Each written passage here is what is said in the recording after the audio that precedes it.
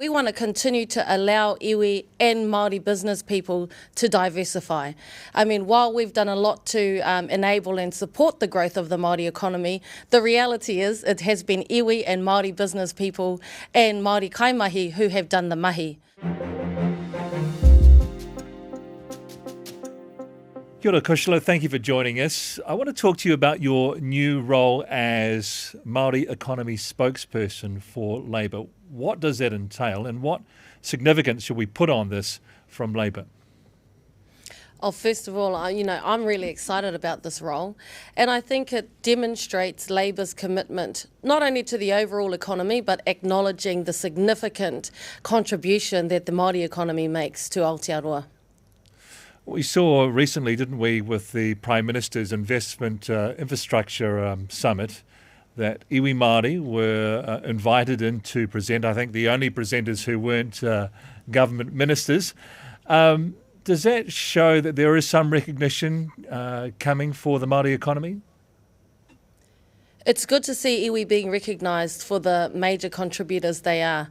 And I've got to say that's something that I'm proud of the Labour Party for. That's something we've known for a long time, and we've supported the economic growth of Māori because we know that it benefits Aotearoa overall. Well, we saw in the recent Ohanga Māori Business Report that the contribution by the Māori economy to GDP had doubled in the last 5 years.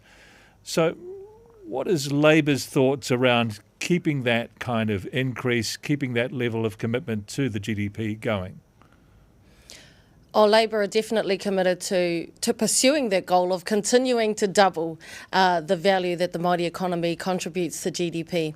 You mentioned the appeal of iwi at the International Investment Summit, and part of the reason for that is because Māori business viewpoint is long term. You know, we are intrinsically connected and accountable to our people and our land, and so anything that Māori invest in or commit to is intergenerational. It's not just for cycles of economical reports or GDP. We also saw that, quite a lot of the assets by Māori are held in financial investments, and diversification was becoming a big thing. So how do you encourage that? What will Labour be doing to encourage that diversification of assets? Yeah, I think what we know about the Māori economy right now, as you've said, some of them are in managed funds, some of it's in assets, forestry, using our natural resources. What we're conscious of too, though, is there's a whole other market. We want to continue to allow iwi and Māori business people to diversify. I mean, while we've done a lot to enable and support the growth of the Māori economy, the reality is it has been iwi and Māori business people and Māori kaimahi who have done the mahi. So we've got to continue to be open to new visions, to support the current industries.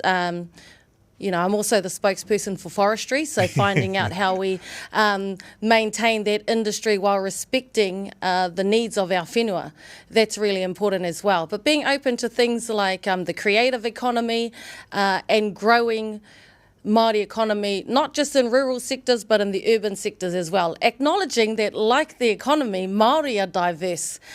We don't all have the privilege of living on our whenua Māori, but we have the pride of being Māori and wanting to contribute not only to our iwi, our hapu and our whānau, but to Aotearoa whānui.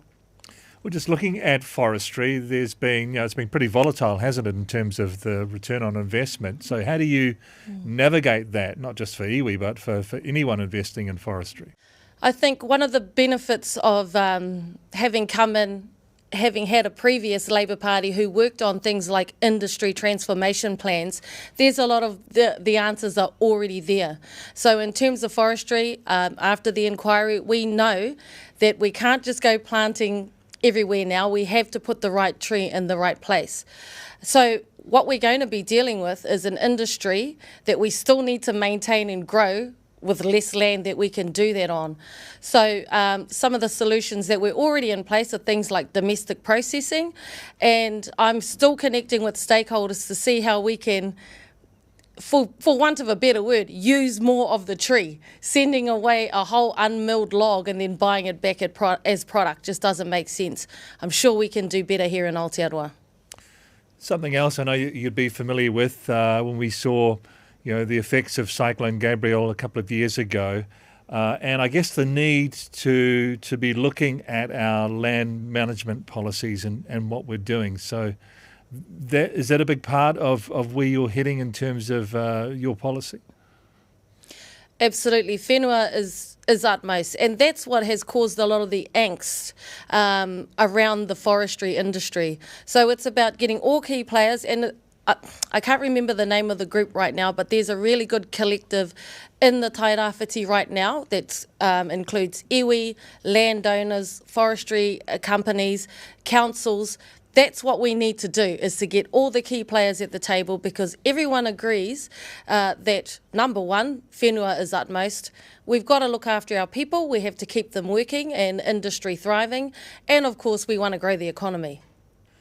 Well, the TDB advisory asset value report came out for 10 iwi around the country this week. Ngāti Porou is one of them. And it's shown a steady, although small, increase in the value of assets. How do you grow that? I think number one is, like you've sort of alluded to, providing policies that support them to grow their visions. So a lot of people underestimate initiatives like progressive procurement. Under Labour, we had a target of 8%. We would have been open to growing that to 10%, because we have seen the direct impact that had on the Māori economy. In Ruatoria, for example, a small rural community with massive roading issues. A lot of the capacity, but a lot of the big contracts were going, quite frankly, to out-of-town companies. Through progressive procurement, companies like Tairawhiti contractors were able to promote the skills in our local people, providing jobs, keeping people on the coast, keeping people spending money at our local supermarkets, and keeping our schools open. And I know for a fact that they could be directly accredited with the speed at which our roads were reopened after Cyclone Gabrielle, because we had the local capacity on the ground. Yes, we've actually done a story on progressive procurement here at NBR, and one of the other features of it too is, of course, all the money, all the profits go back into the community. Whereas if you're tendering out to a multinational, then half of them go offshore. You must have seen the trickle-down benefits in places like Ruatoria. We've seen that up north as well. Definitely, and it goes further to answering your question about how we support that. We did support it. We supported it by initiatives like progressive procurement. We supported it by initiatives like carving out treaty clauses in free trade agreements. So, allowing those platforms. And I'm telling you, Mike, as I travel around, people are paying attention. So whether or not governments are, the world is starting to notice this Māori economy and the values that the Māori economy trades on. If Labour is the next government, would we see progressive procurement come back? Well, we know, Labour knows that progressive procurement works, and that's definitely something, as the Māori economic spokesperson, that I would be advocating. Well, considering the importance of Māori entrepreneurship, up significantly again, but still lagging behind the national averages, what targeted strategies do you think you'll pursue to try and accelerate Māori entrepreneurship? I mean, being your own boss, tino ranga teratanga. And being your own boss is something that naturally appeals to us as Māori, I believe. And having been a small business owner myself, one of the things I think we need to ramp up is the business support. Often we're good at what we do, we are the product, or we're good at creating the products. Sometimes not all Māori business, not all business people, period, are good at the tax, are good at the business planning, the auditing reports, etc. So I think and it does exist, but we just have to also promote business as a real opportunity for people. I've just spoke to a group of intermediate school students. And, you know, when you get to talk to people, you get to actually see that as a pathway for you. So we need to change the narrative as well. Communication, as you know, Mike, is such a powerful tool in making change.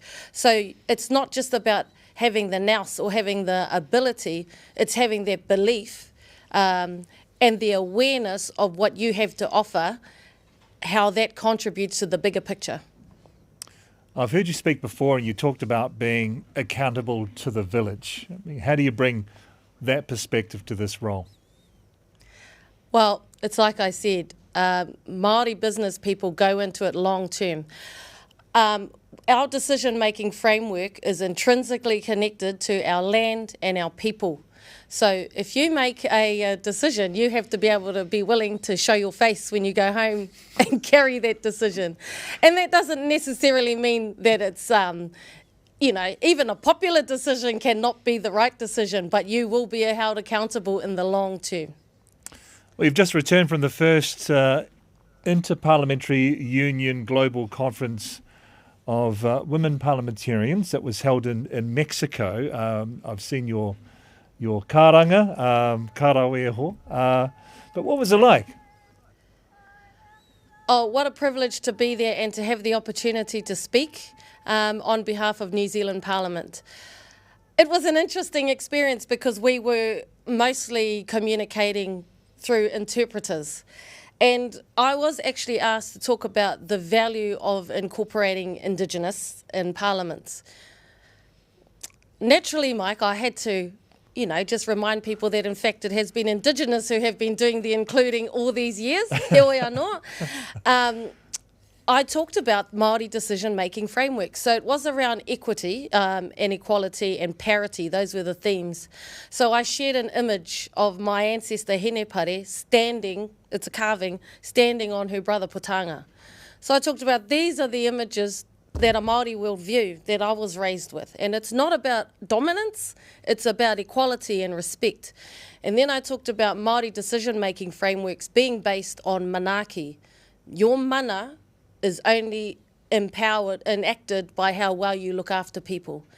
That's why more and more people are going to want to do business with Māori, because they know that our business decisions are based on not only how we look after the people we're in business with, the manuhiri tangata whenua relationship, but also because whatever we trade, we know has to sustain generations to come.